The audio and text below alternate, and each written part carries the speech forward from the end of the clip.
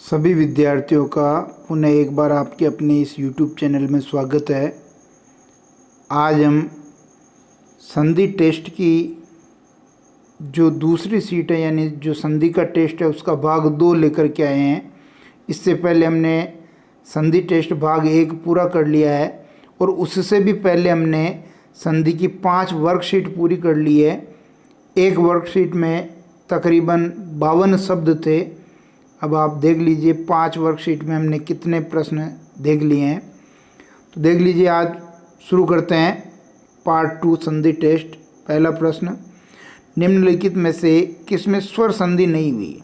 स्वर संधि पूछा है और स्वर संधि के कितने भेद होते हैं? 5। वो पांचों भेद स्वर संधि में आएंगे। देखिए,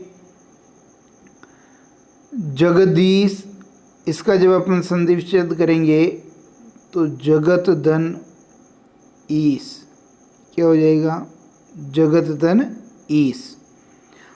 पवित्र में देखिए अव आ रहा है, तो अव आ रहा तो क्या हो जाएगा?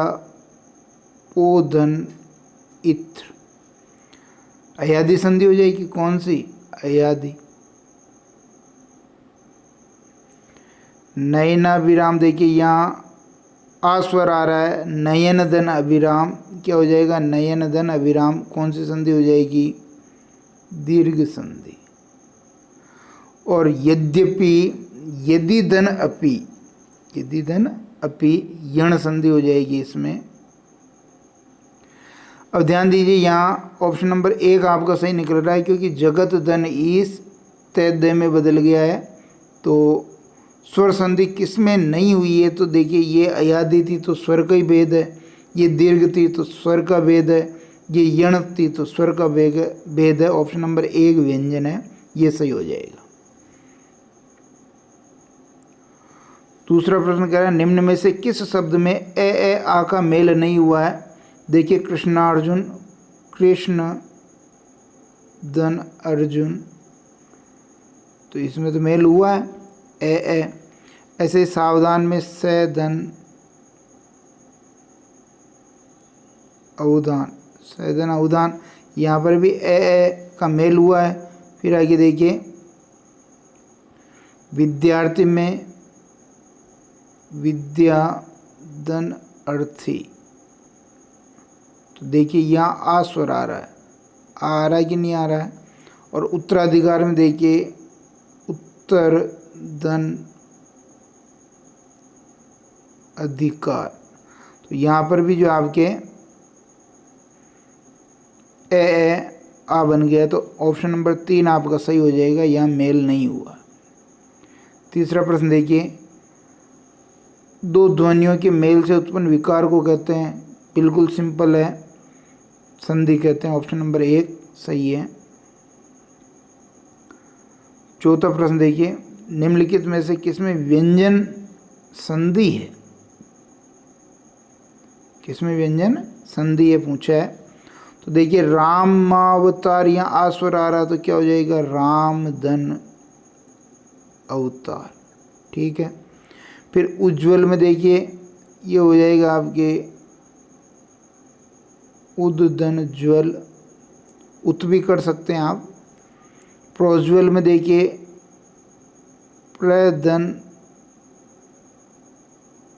उज्ज्वल। और निरोग में यहाँ मैं विसर्ग संधि के हिसाब से कर रहा हूँ, निधन रोग। तो ये कह रहा है किसमें व्यंजन संधि है पूछा इसने। तो व्यंजन संधि किसमें? देखिए, यहाँ तो ये दीर्घ संधि हो रही थी, यहाँ नहीं है। ये उदधन ज्वल, ये आपके व्यंजन संधि है।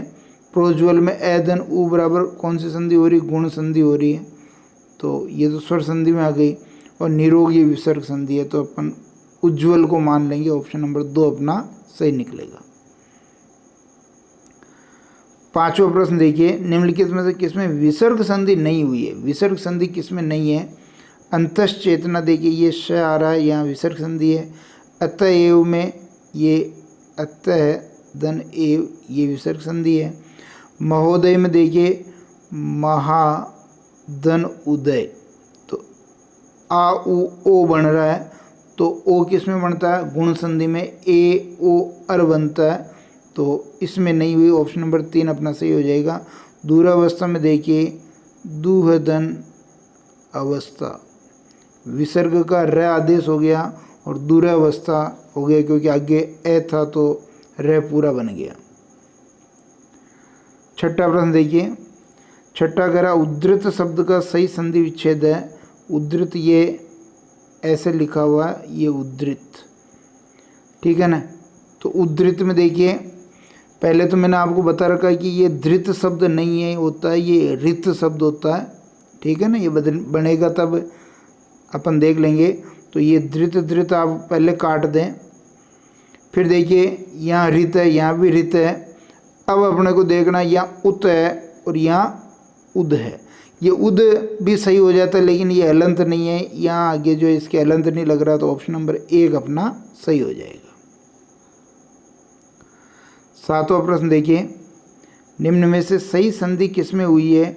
यशदन दा यशोदा बिल्कुल ठीक, सददन एव सदैव ये नहीं है, गलत है। सदा आना चाहिए, क्या आना चाहिए, सदा।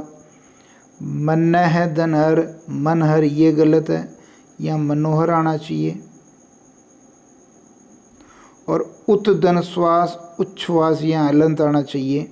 ऑप्शन नंबर 1 अपना बिल्कुल सही है।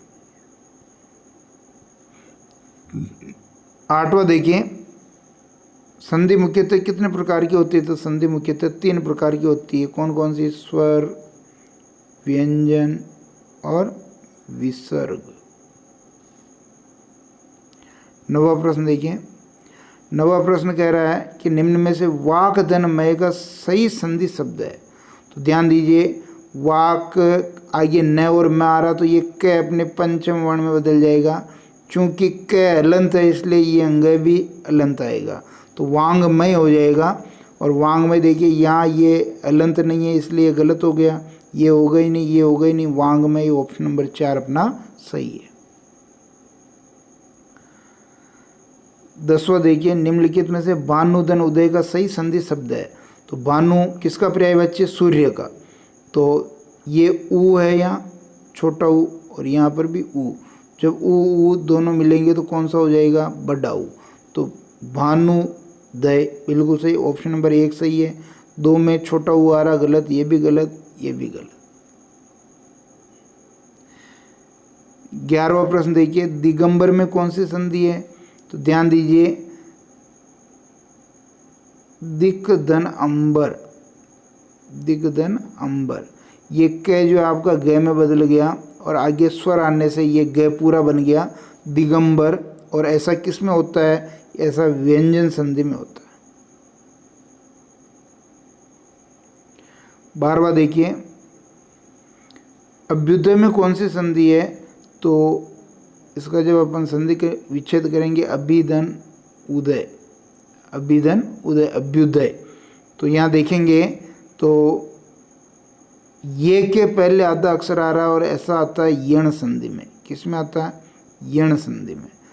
तो ऑप्शन नंबर 3 अपना बिल्कुल सही हो जाएगा।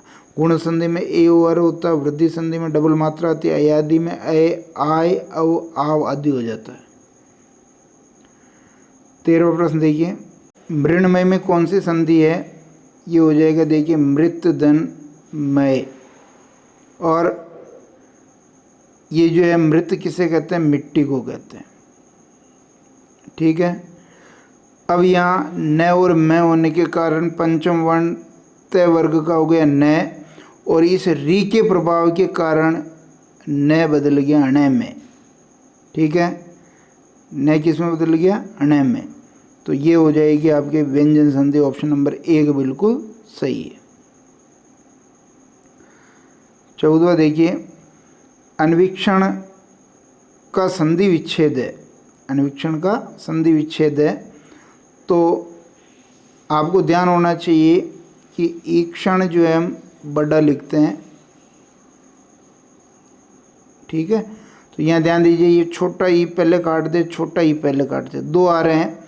अब यहाँ अनु उपसर्ग है, यहाँ अनुपसर्ग है, तो उपसर्ग हमेशा छोटी मात्रा का होता है। ऑप्शन नंबर 4 अपना बिल्कुल सही है। और कौन सी संधि हो जाएगी, यण संधि। यण संधि हो जाएगी।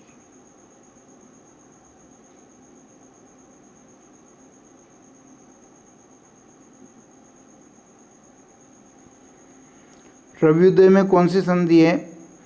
तो जाहिर सी बात है कि नाम से थोड़ा स्पष्ट हो रहा है कि रवि धन उदय, ये रव्युदय। तो ध्यान दीजिए ई धन उ बराबर यू बन रहा है, तो ये भी आपके कौन सी संधि हो गई? यण संधि। कौन सी संधि हो गई? यण संधि। क्योंकि देखिए गुण में ए ओ आर होता है, विसर्ग है नहीं, व्यंजन भी नहीं, यण संधि हो जाएगी। ऑप्शन नंबर 3 अपना सही है। वीडियो यदि आपको पसंद आता है तो आप इस चैनल को जो है सब्सक्राइब कर सकते हैं, साहित्य संगम बाई BL तेली। और भी हिंदी व्याकरण के बहुत अच्छे अच्छे वीडियो, इम्पोर्टेंट प्रश्न हम लेकर के आएंगे। वीडियो पसंद आता तो लाइक कीजिए, शेयर कीजिए। धन्यवाद।